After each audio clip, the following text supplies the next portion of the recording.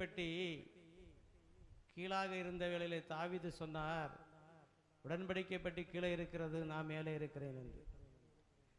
உடன்படிக்கை பெட்டியாகிய இயேசு உயரத்தில் இருந்தால் நம்முடைய வாழ்க்கை செழிப்பாய் மாறும்.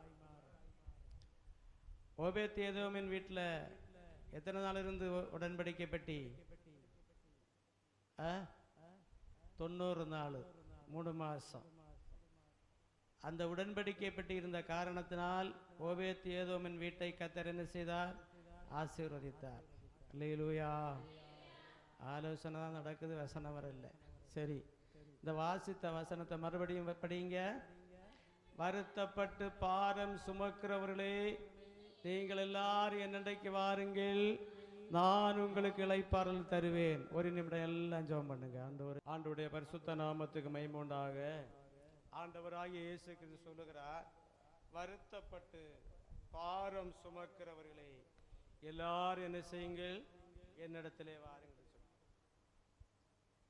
உங்கள் ஒவ்வொருவரையும் தனித்தனியாக கேட்டால் சொல்லுவீர்கள், எங்களுக்கு நிறைய பாரம், எங்களுடைய பிள்ளைகளுடைய வாழ்க்கையில் நிறைய பாரம், புருஷனாருடைய வாழ்க்கையில் நிறைய பாரம், மனைவிமாருடைய வாழ்க்கையில் நிறைய பாரம், இனஜன பந்துக்கள் மத்தியில் இருக்கிறது நிறைய பாரம். விசேஷமாய் சொன்னால் சபையை குறித்து பெரிய பாரம், ஊழியக்காரரை குறித்து பெரிய பாரம், ஊழியக்காரிகளை குறித்து பெரிய பாரம். அல்லேலூயா. ஆத்ம பாரம் உண்டு, உலக பாரம், மாமிச பாரமும் உண்டு. ஆத்மீக பாரத்துக்குள்ள இருக்கிறவர்கள் இளைப்பாறுதலை பெறுவார்கள். மாமிச பாரத்தில் இருக்கிறவர்கள் உலகத்திலே பலவிதமான அழிவை காண்பார்கள். அல்லேலூயா, அல்லேலூயா. ஆண்டவருடைய பரிசுத்த நாமத்துக்கு உண்டாக.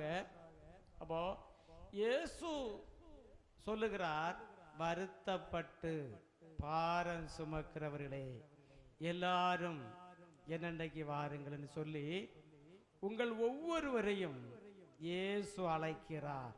அல்லேலூயா.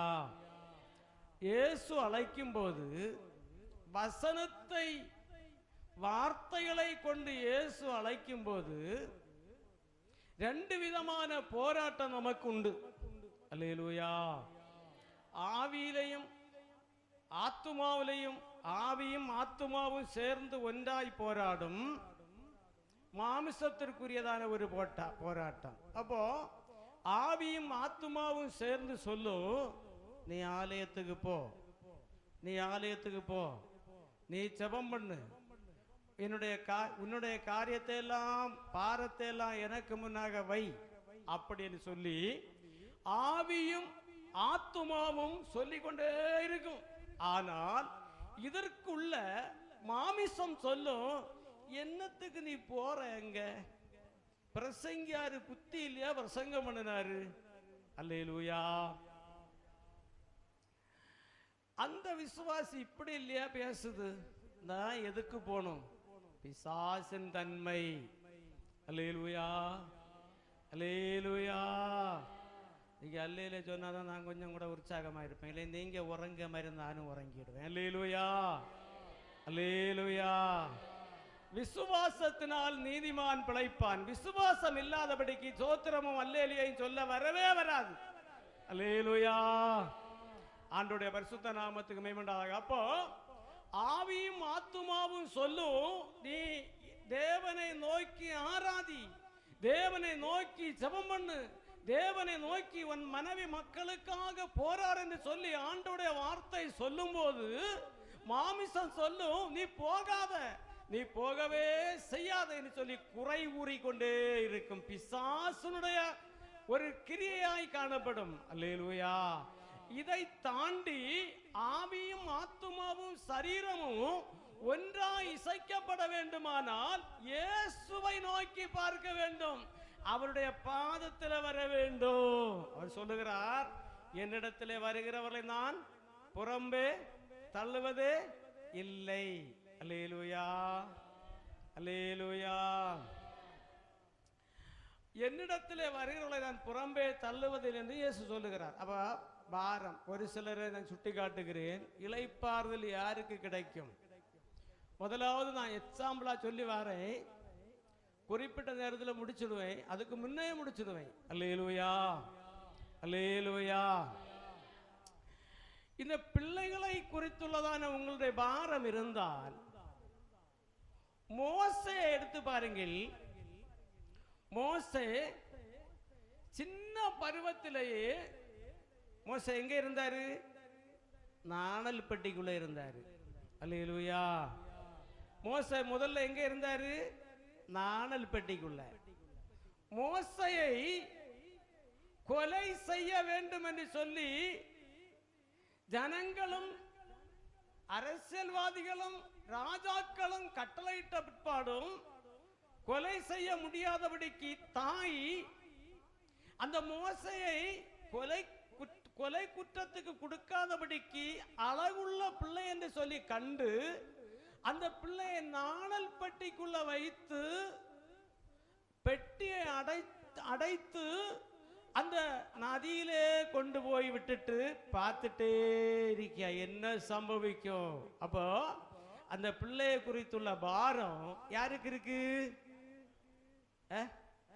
தாய்க்கு. பதில சொல்லணும்னா சத்தமா சொல்லுங்க, அப்பதான் என்ன கேட்கும். அந்த பிள்ளையை குறித்துள்ள பாரம் யாருக்கு இருக்கு? தாய்க்கு. அல்லேலூயா. அப்போ இந்த பிள்ளைக்கு என்ன சம்பவிக்குதோ, இதுக்கு என்ன நடக்குதோ என்று பார்ப்பதற்காக இருக்கும்போது தேவன் அந்த பிள்ளையை கருதி இருந்தார். அல்லேலூயா, அல்லேலூயா. அந்த மோசே நல்ல மனுஷன் தான், உண்மைதான். அந்த ஆளு பெரிய கொலையாளி. சிரிக்காம பாருங்க. அல்லேலூயா. எந்த ஆளு நல்ல மனுஷன் தான், ஆனா என்ன ஆளு? கொலையாளி. அல்லேலூயா, அல்லேலூயா. அவர் அந்த நாணல் பட்டிக்குள்ள இருந்த வேளையிலே பார்வோனுடைய குமாரத்தை குளிக்க வருகிறாள். குளிக்க வரும்போது அந்த நாணல் பட்டியை கண்டு தன் தோழியிடத்தில் சொல்லுகிறார், அந்த நாணல் பட்டியை எடுத்துக்கொண்டு வா, அதுல என்ன இருக்கிறது பார்ப்போம் என்று சொல்லி எடுத்து கொண்டு வந்தார்கள். பெட்டியை திறந்தார்கள். திறக்கும் போது என்ன சத்தம் உண்டாச்சு? அழுகையின் சத்தம் உண்டாச்சு. அல்லேலூயா, அல்லேலூயா. தாய் மனசுக்கு வருத்தப்பட்டு பாரமா இருக்கிற அந்த தாய் இந்த பிள்ளைக்கு என்ன சம்பவிக்குதோ என்று பார்ப்பதற்கு நினைத்த நினைவை பரலோகத்தில் இருக்கிற பரமபிதாவாகிய தேவனுடைய குமாரனாகிய இயேசு அறிந்திருக்கிறார் உள்ளங்களை. உங்க பிள்ளைகளுக்காக நீங்க பொறுப்பா ஜெபம் பண்ணுதீங்களா? அல்லேலூயா.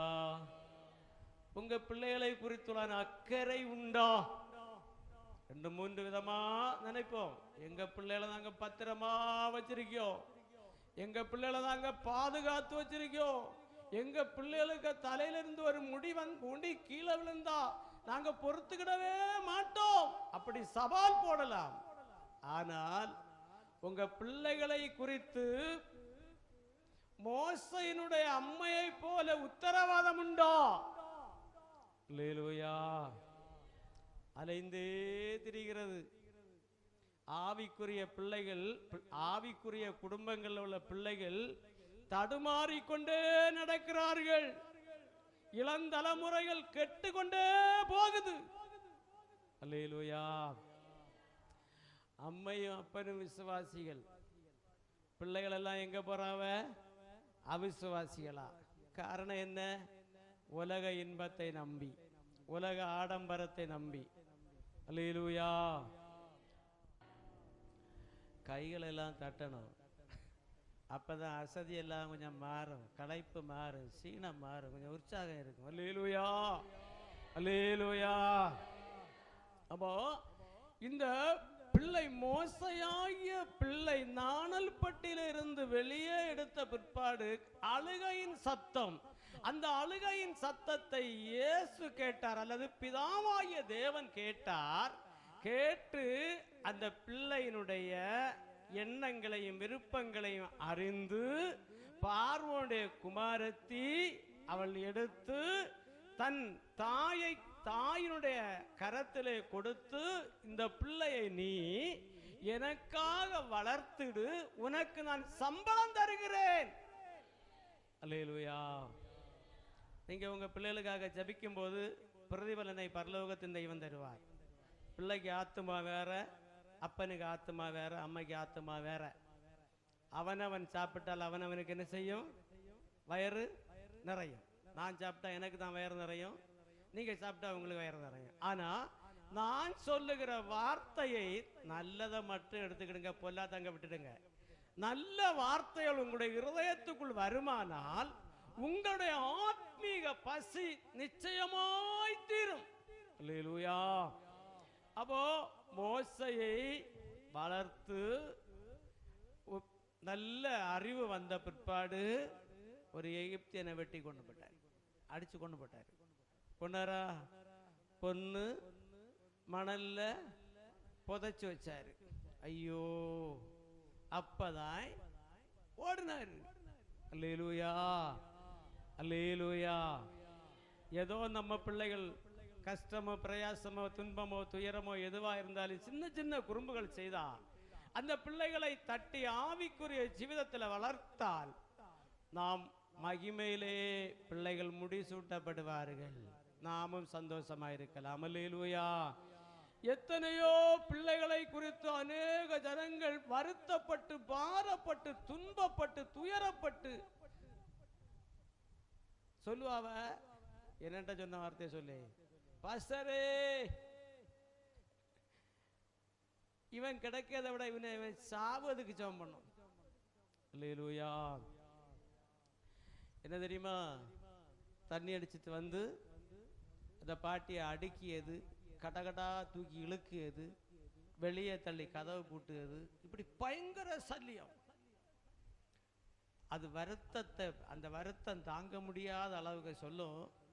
இவன் சாவதுக்கு ஜெபம் பண்ணும். பாட்டி எனக்கு அதுக்கு பிரமாணம் இல்லை பாட்டி, ஆசீர்வதிக்கத்தான் ஜெபம் பண்ணணும் பாட்டி, வளரத்தான் ஜெபம் பண்ணணும் பாட்டி, நல்ல மேன்மையா இருக்கதான் ஜெபம் பண்ணணும், அப்படிதான் இயேசு சொல்லி இருக்கு பாட்டி, இனி என்ன அடிச்சு கொள்ளகா.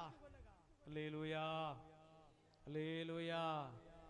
பிள்ளைகள் சத்தியத்தை அறியாத குடும்பங்கள்ல அநேக பிள்ளைகள் தாய் தகப்பன்மாரை தூக்கி காலால் வீசுகிறது. அல்லேலூயா. இது ஒன்று. இரண்டாவது பாருங்க, இது இளைப்பாறலுக்குள்ள வந்ததான வருத்தப்பட்டு பாரம் சுமந்த வேளையில் அந்த பாரத்தை மாற்றினார். மோசையுடைய அம்மையுடைய இருதயத்தில் இருந்த பாரத்தை தெய்வம் மாற்றினார். இரண்டாவதாக பாருங்கள், இளைப்பாறல் சொல்லு. நோவாவுக்கு பேழையில 8ஆம் அதிகாரம் 9ஆம் வசனமா ஒண்ணு படிங்க, அத சீக்கிரம் பாருங்க. பூமியின் மீதெங்கும் ஜலம் தண்ணீர் இருந்தபடியினால் அந்த புறா உள்ளங்கால் வைத்து இளைப்பாற இடம் இல்லாதபடிக்கு திருப்பி பேழையிலே அவரிடத்துல வந்தது. அல்லேலூயா. ஒரு பறவை, ஒரு புறா, ரெண்டெண்ணம் உண்டு. ஒரு காகம் உண்டு, ஒரு புறா உண்டு. அப்போ நோவா கூட்டு குடும்பத்துக்குள்ள இருக்கிறார். நோவாவும் மனைவி மக்களும் மருமக்களுமாய் மிருக ஜீவன்களுமாய் இருக்கும்போது ஜலம், மழை, கொந்தளிப்பு, பிரச்சனை, போராட்டம். அப்போ நோவா எல்லாருக்கும் பிரசங்கம் பண்ணினார். மனபாரம் கொண்டு, ஆத்மீக பாரம் கொண்டு அவர் அதை அநேகமாய் பிரசங்கம் பண்ணினார். அந்த பிரசங்கத்தை ஒருவன் கூட கேட்காதபடிக்கு எல்லாம் ஏகமாய் கொண்டு போனார்கள். அல்லேலூயா. நோவாவையும் நோவாவுடைய குடும்பத்தையும் தேவன் பாதுகாத்தார். ஒரு சில நாட்கள் கழிந்து தேவன் நோவா இருந்ததான பேழையை திறந்த போது அதுக்கு உள்ள இருந்து ஜலம் வற்றி இருக்கிறதா காய்ந்திருக்கிறதா என்று பார்ப்பதற்கு ஒரு புறாவை வெளியே அனுப்பினார். அந்த புறா கால் ஊன்றி தரையில நிற்காத அளவுக்கு போய் கால் ஊன்றின வேளையிலே அது இருந்து இளைப்பாற முடியாத காரணத்தினால் மறுபடியும் அவர் அந்த இடத்துக்கே போய் சேர்ந்தது. அல்லேலூயா. உங்களை சொல்லி நீங்க நினைச்சிடாதீங்க. அல்லேலூயா. எங்க போவதோ ஆண்டவருக்கு ஆலோசனை தான். ஆவியானவர் சபைகளிலே சொல்லுகிறதை காதுள்ளவன் கேட்க கடவன். அல்லேலூயா. இந்த காகத்தை மாதிரி போகிறதும் வருகிறதுமா இருக்காதபடிக்கு உறுதியா இருந்தால் கஷ்டத்திலையும் நஷ்டத்திலையும் துன்பத்திலையும் துயரத்திலையும் தேவனோடு பண்ணின உடன்படிக்கையை கை கொண்டு அந்த உடன்படிக்கை நடக்கிறவர்கள், அதை கை கொள்ளுகிறவர்கள் உயர்த்தப்படுவார்கள். அல்லேலூயா. அவர்கள் அந்த உயர்த்தப்பட்டவர் பாடுவார்கள், நான் அங்கிருப்பேனே நான் அங்கிருப்பேனே நான் அங்கிருப்பேனே என் இயேசுவுடன், அப்படி பாடுவாங்க. அல்லேலூயா. அல்லேலூயா. ஆண்டவருடைய பரிசுத்த நாமத்துக்கு மகிமை உண்டாவ. சமயம் பையாச்சா என்னப்பா, ஒரு வசனம் தானே எடுத்தேன். அல்லேலூயா. அல்லேலூயா.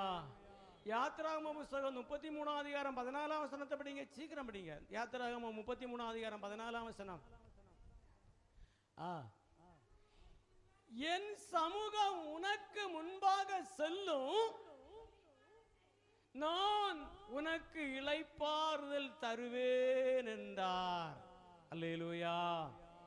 இஸ்ரவேல் ஜனங்கள் அடிமைத்தனத்தில் இருக்கிற வேளையிலேயே பிதாவாகிய தெய்வம் மோசையை பிடித்து இந்த மோசைக்கு வாக்குத்தத்தத்தை கொடுத்து இந்த மோசையின் முகாந்திரமாய் பார்வோனுடைய அடிமைத்தனத்தில் இருக்கிற ஜனங்களை பிரித்தெடுத்து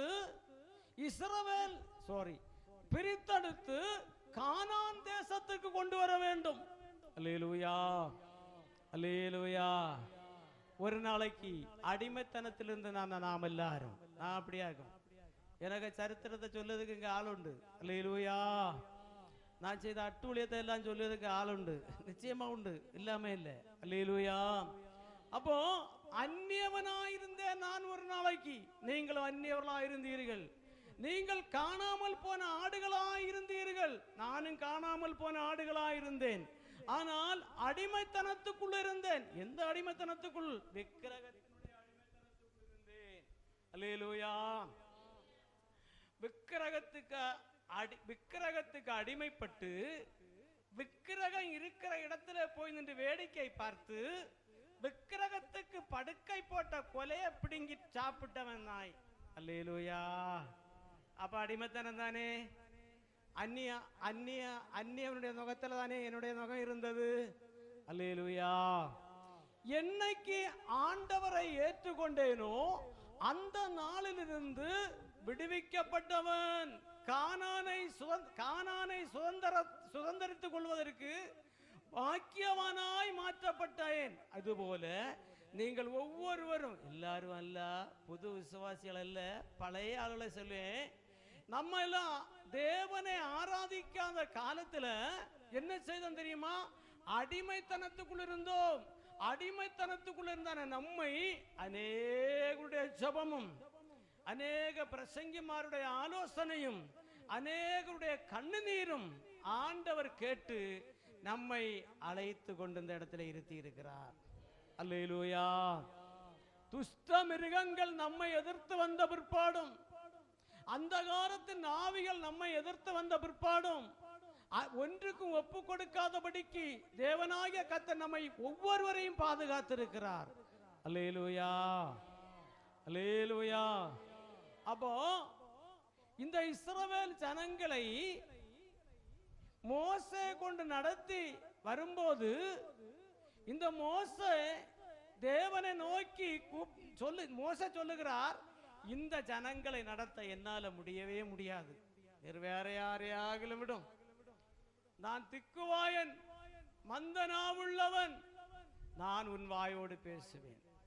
என் சமூகம் உனக்கு முன்னாக செல்லும், நான் உனக்கு இளைப்பாறுதல் தருவேன் என்று மோசைக்கு சொன்னார். அல்லேலூயா. மோசைக்கு சொன்ன வேளையிலே அந்த மோசே அந்த வார்த்தையை மறுக்காதபடிக்கு அதை ஏற்றுக்கொண்டு அந்த வார்த்தைக்கு கீழ்ப்படிந்து நான் செய்கிறேன் நினைத்து தேவனை நோக்கி முறையிட்டு அந்த ஜனங்களுக்காக பார்வோனிடத்திலே பேசி கொண்டிருந்தார். தேவனுடைய கற்பனைகளையும் கை கொண்டு தேவன் சொன்னதான ஒவ்வொரு காரியங்களையும் பார்வோனுக்கு சொல்லிக் கொண்டே இருந்தார். அல்லேலூயா. ஆனாலும் பார்வோனுடைய இருதயம் இந்த ஜனங்களை விடாதபடிக்கு கடினப்பட்டு கொண்டே இருந்தது. அல்லேலூயா. சொல்லி இந்த பார்வோனுடைய இருதயம் கடினப்படுவதற்கு காரணம் நாம் ஆராதிக்கிற ஆண்டவர் தானா? எத்தனை பேர் உண்மைன்னு சொல்லுவியா? ஆண்டவர் சொல்ல முடியுமா? அல்லேலூயா. பார்வோனுடைய இருதயத்தை தேவன் கடினப்படுத்தினார், கடினப்படுத்தி வைத்திருந்தார். அதுக்கு தேவன் தான் காரணம். அவருடைய இருதயம் கடினப்படவில்லை என்று சொன்னால் அந்த ஜனங்கள் குடுகுடா சீக்கிரமாய் போயிருப்பார்கள் சொன்னால் பார்வோன் 10 வாதையினுடைய அம்சங்களை தேவனுடைய செயல்களை அறியவே மாட்டான். அல்லேலூயா. அல்லேலூயா. 38 வருடமாய் பதஸ்தா குளத்தங்கரையிலே இருந்தானே ஒரு மனுஷன், அவனை ஆண்டவர் ஒரு நிமிஷத்துல விடுதலையாக்கி நீ படுக்க எடுத்துக்கொண்டு போன்னு சொல்லிவிட்டாரே. அப்படி போயிட்டாருல்ல. அல்லேலூயா. அப்போ இந்த பார்வோனுடைய இருதயம் கடினப்பட்ட காரணத்தினால் வந்ததான சகலவிதமான வண்டுகள், பேனு, தலைப்புள்ள சங்காரம் இதெல்லாவற்றையும் அனுபவித்து தவளை, மீன் இதெல்லாம் அந்த நாற்றத்தை எல்லாம் அனுபவித்த பிற்பாடுதான் இனிப்போ. அல்லேலூயா. அல்லேலூயா. நம்ம வாழ்க்கையிலேயோ சிலருடைய வாழ்க்கை, சிலருடைய இருதயங்கள் பார்வோனுடைய இருதயத்தை போல கடினப்பட்டு கொண்டே இருக்கிறது. ஏன் ஆராதிக்க வேண்டும்? ஏன் கையடிக்க வேண்டும்? ஏன் பாட வேண்டும்? ஏன் கரெக்டான சமயத்துக்கு ஆராதனைக்கு போக வேண்டும்? ஏன்? அல்லேலூயா. நிறைய சொல்லலாம். அல்லேலூயா. அல்லேலூயா. மற்றவர்களை நாம் பார்க்கவே கூடாது. முதலாவது தேவனுடைய ராஜ்யத்தையும் அவருடைய நீதியையும் தேடுங்கள், அப்பொழுது இவைகளெல்லாம் உங்களுக்கு கூட கொடுக்கப்படும். அல்லேலூயா. அல்லேலூயா. அப்போ இந்த ஜனங்களை நடத்துவதற்கு பகலிலே மேக ஸ்தம்பத்தினாலும் ராத்திரி அக்கினி ஸ்தம்பத்தினாலும் தேவனாகிய கர்த்தர் ஜனங்களை நடத்தி கொண்டே இருந்தார் மோசேயின் முகாந்தரம். அப்போ சொல்லுகிறார், என் சமூகம் உனக்கு முன்பாக செல்லும், நான் உனக்கு இளைப்பாறுதல் தருவேன். அல்லேலூயா. அல்லேலூயா. அப்போ நமக்கு எல்லாருக்கும் இளைப்பாற வேண்டிய இடம் உண்டு. 2 இடம் உண்டு. இளைப்பாற வேண்டிய இடம் எத்தனை உண்டு? 2 இடம் உண்டு. ஒரு இடம் பாதாளம், இன்னொரு இடம் பரலோகம்.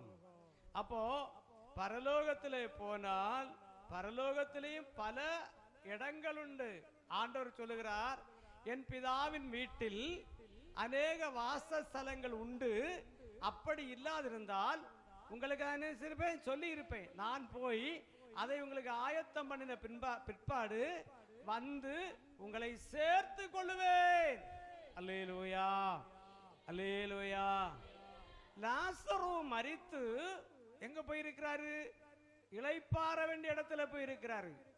எங்க எந்த இடத்துல போய் இளைப்பாறுகிறார்? ஆபிரகாமுடைய மடியில பரதேசில போயிருந்து, அவர் பரதேசில போயிருந்து இளைப்பாரி கொண்டே இருக்கிறார். ஐஸ்வர்யவான் மரித்து எங்க இளைப்பாறுகிறான்? பாதாளத்தில் இளைப்பாறுகிறான். அப்படிதானா? அல்லேலூயா. அல்லேலூயா. நான் சொல்லுது பழைய வசனங்க தான் சொன்னேன், தெரிஞ்ச வசனம் தான் சொன்னேன். லாசரு மரித்து ஆபிரகாமுடைய மடியில என்ன செய்கிறான்? இளைப்பாரி கொண்டிருக்கிறார். ஐஸ்வர்யவான் மரித்து பாதாளத்திலே இளைப்பாரி கொண்டிருக்கிறார். அல்லேலூயா. அப்போ இந்த பூமியிலிருந்து எடுக்கப்பட்டு நாம் பிரிக்கப்பட்டு வருத்தத்தையும் பாரத்தையும் அனுபவித்து இளைப்பாற வேண்டிய இடத்துக்கு நாம் போகும்போது எந்த இடம் வேணும் தெரிந்து கொள்ளுங்கள். பரலோகம் வேண்டுமா பாதாளம் வேண்டுமா? அல்லேலூயா. எல்லாம் பாடுவோம். பரலோக நாடந்த இன்பனா ராமனுக்கு என்று நான் கண்டு காளிப்பேனோ. பரலோக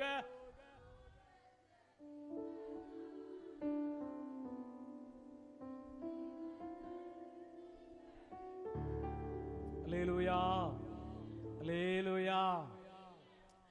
கண்டு கழிக்கிறதற்கு தான் இவ்வளவு பிரயாசமும், இவ்வளவு கடிந்து கொள்ளுதலும், இவ்வளவு செலவும், இவ்வளவு பிரயாசமும். அல்லேலூயா, அல்லேலூயா. அப்போ அந்த இளைப்பாறல் உள்ளான இடத்துல மரணமே கிடையாது. பரலோகத்தில் என்ன செய்யாது?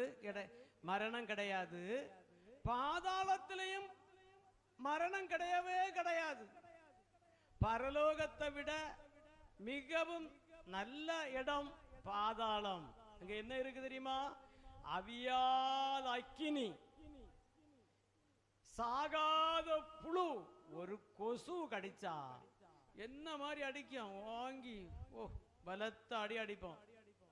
ஆனா சாகாத புழு, தீ பட்டாலும் புழு சாவாதான். அப்ப தீய விட பலத்த புழு அங்க இருக்கு.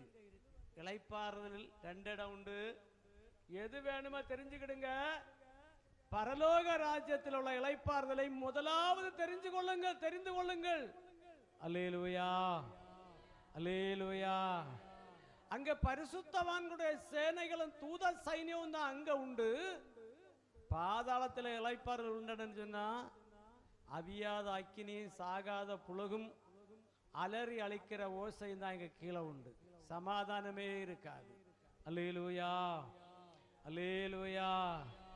அப்போ தேவனுடைய நாமத்தின் நிமித்தம் தேவன் தருகிற வார்த்தைகளை கை கொண்டால், அந்த கை கொள்ளுகிறதான வார்த்தைகள் நம்முடைய ஆவிக்குரிய வாழ்க்கைக்கு பிரயோஜனமாய் இருந்தால் நிச்சயமாய் இளைப்பாறல் மேலோகத்தில் பரலோகத்தில் இளைப்பாறலுக்குள்ளே போவோம். அல்லேலூயா. அப்போ இந்த பரலோகத்தில் இளைப்பாறல் போவதற்கு ஒரு தாகம் வேண்டும், ஒரு தாகம் வேண்டும். 55 ஏசாயா தீர்க்கதரிசியின் புத்தகத்தில் 55 அதிகாரம் 1 வசனத்தை படிங்க. முதல்ல இருந்து கிலோட்டு படிங்க. ஓ தாகமா இருக்கிறவர்களே, எல்லாரும் தண்ணீர் அண்டைக்கு வாருங்கள்.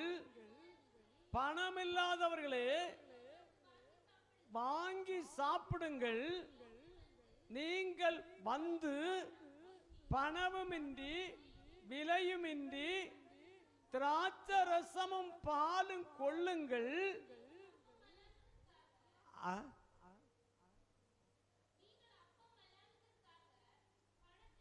பணத்தையோ திருப்தி செய்யறதுக்காக செலவழிப்பானே. அப்ப என்ன வேணும்? தாகம் வேண்டும், ஆத்துமா தாகம் வேண்டும். அல்லேலூயா, அல்லேலூயா.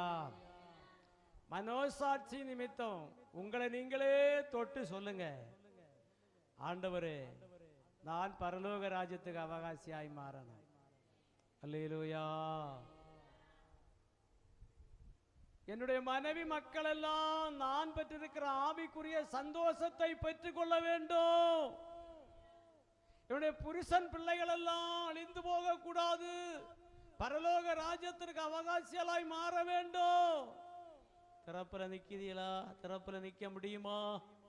அல்லேலூயா, அல்லேலூயா. ஒரு கல்யாண வீடுன்னு சொன்னா எல்லா இளைப்பாறுதலையும் எல்லா வீட்டில் உள்ள எல்லா காரியத்தையும் ஒழுங்குபடுத்தி வச்சுட்டு குட்டு குட்டு குட்டு குட்டு குட்டு குட்டா ஓடுவோம். 7 மணிக்கு பஸ்ஸுக்கு 7 மணி பஸ்ஸுன்னா 6:45 முன்னே பஸ் ஸ்டாண்டில் போய் நிற்போமா? நிற்காதவை எல்லாம் ஒரு அல்லேல சொல்லுங்க. பத்தியலா? தன் பிள்ளைகளை உணர்கிறவன் யார்? அல்லேலூயா, ஆனா 9 மணிக்கு ஆராதனைன்னு சொன்னா போலாம், ஜெபம் எல்லாம் முடியட்டு, பாட்டெல்லாம் பாடி தீரட்டு, அப்பதான் போய் இருந்தா குறுக்கு தெரிச்சாது. அல்லேலூயா, அல்லேலூயா. திறந்த மனதோடு வேத வசனத்தை கேட்டு கொண்டு இருந்தால் குறுக்கு தரிக்கவே செய்யாது. கேள்விக்குரிய மனசோடு கூட இருந்தால் என்ன செய்யும்? குறுக்கு தரிப்புண்டாகும், கைகால் தரிப்புண்டாகும், கழுத்து தரிப்புண்டாகும், எல்லாம் உண்டாகும். அல்லேலூயா. ஓ தாகமா இருக்கிறவர்களே, எல்லாரும் என்னடைக்கு வாருங்கள், நான் உங்களுக்கு என்ன செய்வேன்? இளைப்பாறுதல் நான் உங்களுக்கு என்ன செய்வேன்? ஓ தாகமா இருக்கிறவர்களே, நீங்கள் வந்து என்ன செய்யுங்கள்? வாங்கி புசியுங்கள். அல்லேலூயா. சபை பக்தி விருத்தி அடைவதற்கு தேவன் தந்த ஈவாய் காணப்பட வேண்டும். ஊழியரோடு சேர்ந்து விசுவாசிகள் இணைக்கப்பட்டால் குடும்பங்கள் ஆசீர்வதிக்கப்படும். அல்லேலூயா, அல்லேலூயா. கொடுத்து ஆசீர்வதிக்கப்படுகிறவர்கள் அநேகர் உண்டு. ஆனா ஏமாற்றி, ஆண்டவரை ஏமாற்றி பிழைக்கிறவர்கள் அநேகர் உண்டு. ராஜனுக்குரியது ராஜனுக்கும், தேவனுக்குரியது தேவனுக்கும் கொடுக்கும் போது இளைப்பாறுதல்ல என்ன செய்யலாம்? பிரதிபலனை வாங்கலாம். அல்லேலூயா, அல்லேலூயா. ஆண்டவருடைய பரிசுத்த நாமத்துக்கு மகிமை உண்டாவதாக.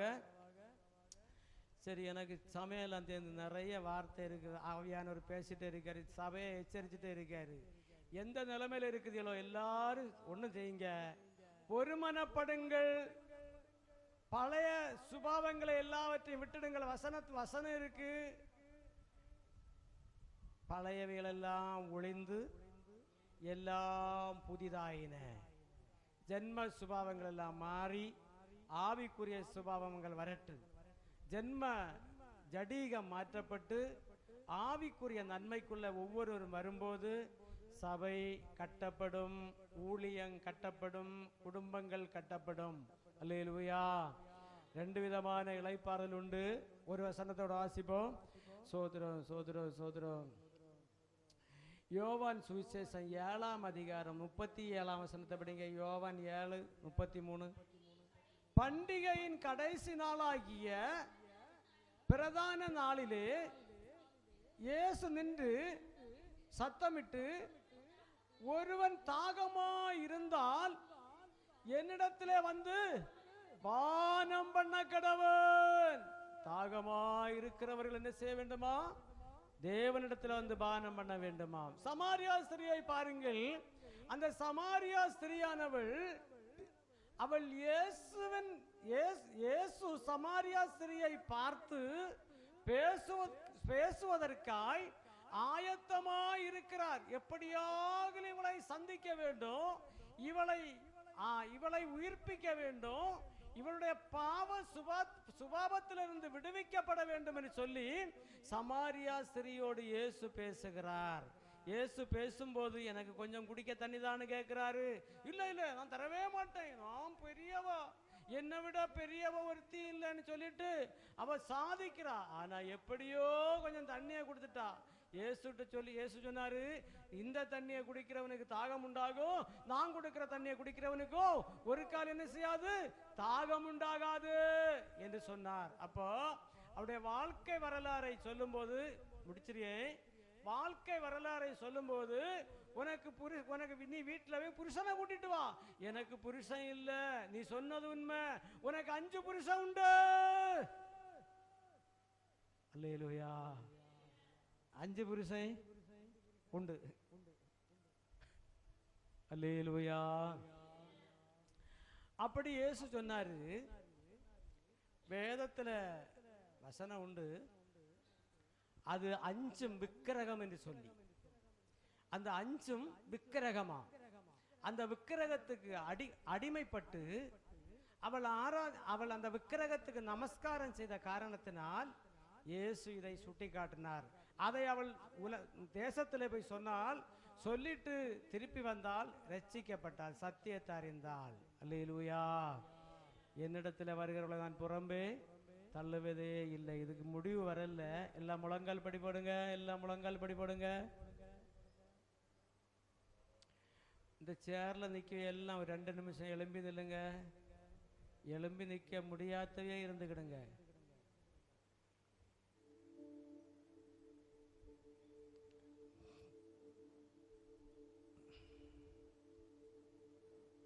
ஹல்லேலூயா. எல்லாம் ஜெபம் பண்ணுங்க. கேட்ட வசனத்தை நினைத்து, ஆண்டவரே நான் இளைப்பாறுதலை அடைய வேண்டும். ஆண்டவரே, வருத்தப்பட்டு பாரம் சுமக்கிறவர்களே எல்லாரும் என்னண்டைக்கு வாருங்கள், நான் உங்களுக்கு இளைப்பாறுதல் தருவேன் என்று சொன்ன வசனத்தின்படி எங்களை நடத்தும் ஆண்டவர், எங்கள் குடும்பத்தை நடத்தும் ஆண்டவர், எமக்கு சோத்திரங்கத்தாவேன்னு சொல்லி எல்லாரும் ஜெபம் பண்ணுங்க. ஒப்பு கொடுங்க. ஆண்டவருடைய சமூகத்தில் ஒப்பு கொடுங்க. உங்கள் பாரத்தை எல்லாவற்றையும் தெய்வ சமூகத்தில் ஒப்பு கொடுங்க. ஆண்டவரே எமக்கு சோத்திரங்கத்தாவே, தெய்வமே எமக்கு சோத்திரம், தெய்வமே எமக்கு சோத்திரம், தெய்வமே எமக்கு சோத்திரம். ஆவியானவரே எமக்கு சோத்திரம், ஜீவனுள்ள தேவனே எமக்கு சோத்திரம், ஜீவிக்கிற தெய்வமே எமக்கு சோத்திரம்.